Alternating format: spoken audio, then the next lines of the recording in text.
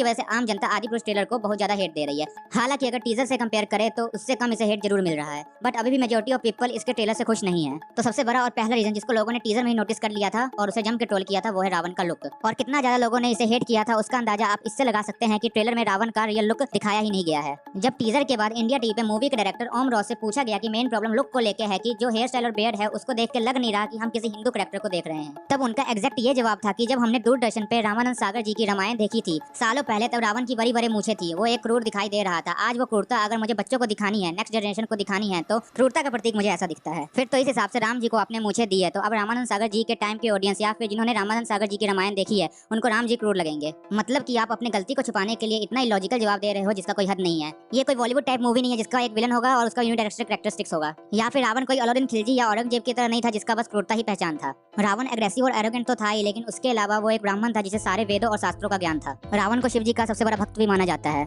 Makers को थोड़ा तो रामायण ध्यान से पढ़ के कैरेक्टर डिजाइन करना चाहिए था। मेरा मतलब है कि आपने बस एक कैरेक्टरिस्टिक्स को देख के पूरी मूवी का एक मेन कैरेक्टर बना दिया। मैंने जितने भी कैरेक्टरिस्टिक्स गिनवाए हैं उसके बाद आप खुद इमेजिन करके देखो रावण को, आपको खुद फर्क समझ में आ जाएगा। सिंपल सी बात है, ओम रॉट ने सोचा था कि रामायण को लेके मेरा ये विजन है और इसे जब ऑडियंस देखेगी तो वाव करेगी, लेकिन जैसा उन्होंने सोचा था उसके ऑपोजिट ऑडियंस का रिएक्शन आया। फिर ओम रॉट कह रहे हैं कि आप टीजर और ट्रेलर को देख के मूवी को जज मत करो। मतलब सीरियसली, फिर तो आपको सीधे मूवी रिलीज कर देनी चाहिए अगर टीजर और ट्रेलर से मूवी को जज नहीं करना है। तो इनको लग रहा है कि इन्होंने अपना बेस्ट काम किया है और ऑडियंस ही चूतिया जिन्हें इनका विजन समझ में नहीं आ रहा है। मूवी की दूसरी मेजर कमी की ओर चले तो वो है वानर सेना। मतलब कि इन्होंने पूरी वानर सेना को मंकी, किंग कॉन्ग या गोरिल्ला बना दिया है। कम से कम वानर सेना पे तो रिसर्च कर लेते बॉस। वानर एक अलग ही स्पीसीज थी, जस्ट लाइक ह्यूमंस, दानव, असुर, दैत्य एक्सेट्रा, जिनके अंदर किसी भी आम आदमी से ज्यादा स्ट्रेंथ और पावर होता था। अरे बाप रे, ये तो धोती खोल रहा है। टीजर और ट्रेलर में एक भी वानर को बोलते हुए नहीं दिखाया गया है। मुझे तो ऐसा लग रहा है कि उसमें भी इन्होंने कुछ गड़बड़ कर दिया होगा। खैर, तीसरे मेन प्रॉब्लम की ओर चले तो वो है हनुमान जी का लुक। टीजर के वक्त तो ऑडियंस ने इतना नेगेटिव रिएक्शन दिया था हनुमान जी के लुक को कि क्या ही बोले। कई का तो ये कहना था कि हनुमान जी को मौलाना, मुस्लिम या मुगल की तरह लुक दिया गया है, जिसकी वजह से काफी लोगों के सेंटीमेंट्स भी हर्ट हुए थे। And to be honest, Devdatta Nage जो हनुमान जी का रोल प्ले कर रहे हैं वो इस रोल में इतने प्रॉमिसिंग नहीं लग रहे हैं। टीवी सीरियल्स में जिन्होंने भी हनुमान जी का रोल प्ले किया है वो इनसे ज्यादा अच्छे लगते थे। हालांकि इस मूवी में वो बहुत अच्छा रोल प्ले कर जाए हनुमान जी का और मुझे गलत साबित कर दे, जो कि मैं चाहूंगा ऐसा हो। फिर भी हनुमान जी के पास असीमित शक्तियां और ज्ञान था, फिर भी ना ही कोई घमंड और बिल्कुल काम थे, और आज के यूथ की सबसे बड़ी इंस्पिरेशन है। इसलिए आप अगर आंखें बंद करके एक बार हनुमान जी के इमेज के बारे में सोचोगे तो जैसा मूवी में दिखाया गया है उससे काफी अलग इमेज बनेगा। अब अगर फोर्थ पॉइंट पे जाए तो वो है मूवी के मेन एक्टर प्रभास। जब आदिपुरुष मूवी के साथ अनाउंसमेंट किया गया था कि प्रभास इस मूवी में लीड रोल प्ले कर रहे हैं तो सभी बहुत ज्यादा एक्साइटेड थे, क्योंकि हमें पता है कि वो कितने बड़े और अच्छे कलाकार हैं। लेकिन अगर सच बोलो तो वो श्री राम जी के रोल में बिल्कुल फिट नहीं बैठ रहे हैं और ना ही उनको सही लुक दिया गया है।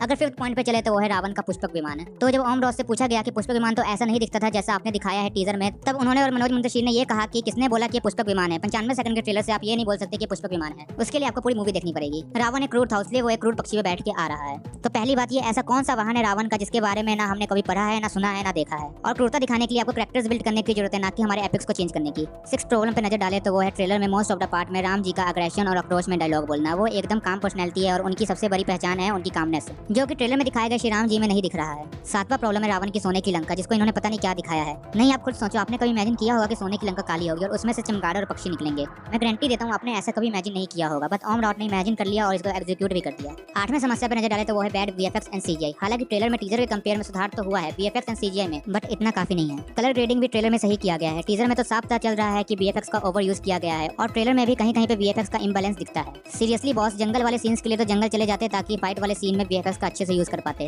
क्योंकि ट्रेलर में फाइट सीन्स उतने प्रॉमिसिंग नहीं लग रहे हैं। मेरे ख्याल से इन्होंने ये सोचा कि पूरी शूटिंग ग्रीन स्क्रीन पे कर लेते हैं और बाकी का सारा कुछ वीएफएक्स और सीजीआई में देख लेंगे, बट ऐसा तो नहीं कर पाए, उल्टा इन्होंने हक दिया। नाइन्थ प्रॉब्लम की बात करें तो वो है कॉस्ट्यूम्स कैरेक्टर्स के, चाहे वो श्री राम जी के हो, लक्ष्मण जी के, हनुमान जी के या रावण के हो। कॉस्ट्यूम तो किसी भी कैरेक्टर पे सूट ही नहीं बैठ रहा है। राम जी और लक्ष्मण जी ने तो मुझे नहीं लगता कि पूरे रामायण में ऐसे कपड़े पहने होंगे, और हनुमान जी को तो पता नहीं इन्होंने कौन सा चमड़े वाला बेल्ट पहना दिया है, और रावण को तो पता नहीं कौन से मूवी का विलन का ड्रेस पहना दिया है। रामायण में सभी सादे कपड़े पहनते थे, लेकिन पता नहीं इन्होंने कौन से रामायण में ऐसा देख लिया और पढ़ लिया जो कि ऐसा कॉस्ट्यूम डिजाइन किया। 10th प्रॉब्लम की बात करें तो वो है बैड कास्टिंग। कोई भी एक्टर को देख के ऐसा नहीं लग रहा है कि वो अपने कैरेक्टर को सही से प्ले कर रहा हो, सिवाय कृति सेनन के। 500 करोड़ बजट थी मूवी की, जिसमें से 120 करोड़ तो प्रभास को दे दिया और बाकी एक्टर को भी तो अच्छे अमाउंट आपने दिए होंगे। तो एट द एंड आपने कितना खर्च किया मूवी पे? टीजर पे नेगेटिव रिएक्शन के बाद आपने 100 करोड़ और लगा के वीएफएक्स और कलर ग्रेडिंग को सुधारने की कोशिश की, लेकिन उतना कुछ फर्क अभी भी नहीं दिख रहा है। रामायण की स्टोरी तो सबको पता है, लेकिन जिस हिसाब से आपने इसका बजट रखा था और हाइप क्रिएट किया था और उसके बाद जैसा प्रोडक्ट आपने डिलीवर किया है लोगों को, उससे ज्यादा प्रॉब्लम है। तो आज की वीडियो को यहीं पे खत्म करते हैं और मैंने